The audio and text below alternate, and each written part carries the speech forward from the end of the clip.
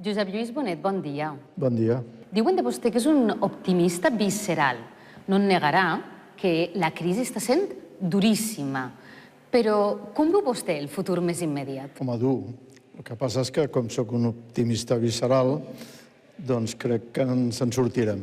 Sí? Quan? Jo crec que el pitjor ja ha passat. El que és dolorós és que on no ha passat és en l'atur i sobretot l'atur juvenil. Aquí és on es necessitaran altre tipus de mesures i no es pot esperar que la recuperació porti l'ocupació d'una manera immediata. L'origen de Freixenet es remunta a 1861, tot i que l'aventura empresarial va començar el 1914, és a dir, estan vostès a punt de complir 100 anys i continuen sent una empresa 100% familiar. On està la clau de l'èxit? Quin és el model empresarial que han seguit vostès? El primer i fonamental és la cohesió familiar. Una empresa familiar, com som, doncs, si està unida, fa pinya, doncs té la màxima potència. Si es baralla, millor plegar i anar amb una altra cosa. El segon factor és la qualitat. Sense qualitat no pots anar pel món. Però si la tens com la té el vi espanyol en general, doncs pot ser guanyador. El tercer factor és l'ambició. L'ambició s'ha de tenir. Espanya ara mateix està deprimida. Doncs ha de recuperar l'ambició. El quart tema és la marca. La marca és fonamental. O sigui, el vi espanyol és guanyador al món, però no un vi adoll, sinó un vi envasat amb marca. De qualitat. Que és la qualitat. L'altre gran factor, en el cas de Freixenet, és el que li ha portat al lideratge, és la internacionalització. Vostè ho ha dit, tots aquests factors han fet que Freixenet siga en aquests moments la primera empresa espanyola del sector i l'única entre les 20 primeres del món. Radica en tots aquests factors, per tant, l'èxit, en les aportacions que també vostès han fet per millorar la qualitat del vi, en la comercialització, en la internacionalització. Tots aquests factors units farien que Freixenet s'hagi convertit en el que s'ha convertit. Són tots els factors. I una gran tenacitat. Jo he escoltat a vegades el model de les 3 T's, que són el talent, el treball i la tenacitat. Perquè la internacionalització, que és la sortida que té Espanya de la crisi, i l'assentament de les bases del seu futur i del progrés futur, doncs no és un tema fàcil.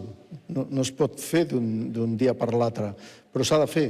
Ha vist Freixenet disminuir les seues vendes per la imatge internacional que projecta en aquests moments Espanya? No. Les vendes són progressives a tots els mercats del món. En conseqüència, no ens ha afectat.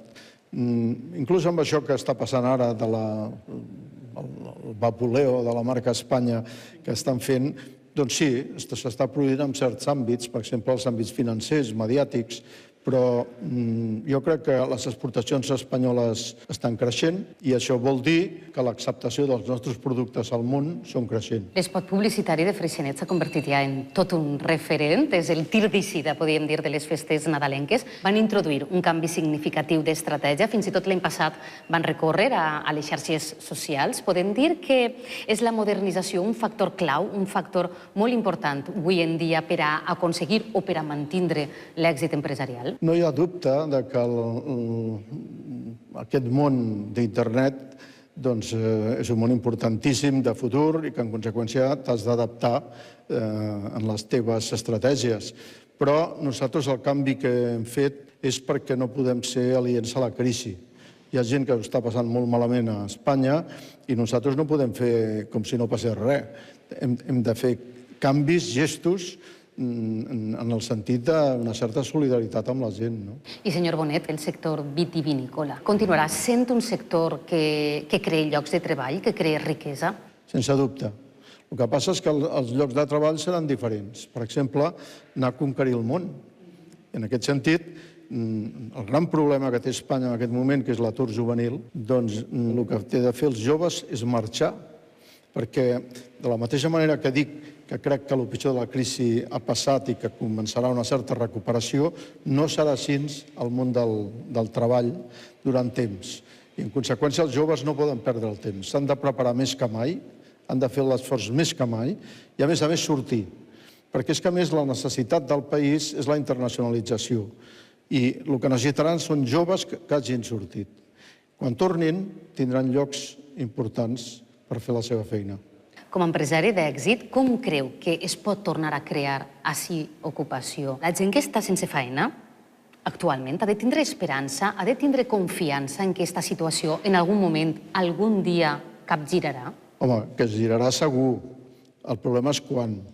I que no serà un procés, diguem-ne, molt ràpid. En conseqüència, hi ha problema. El que passa és que la gent, encara que estigui passant-les molt difícils, el que ha de fer és lluitar. I no s'ha de rendir mai.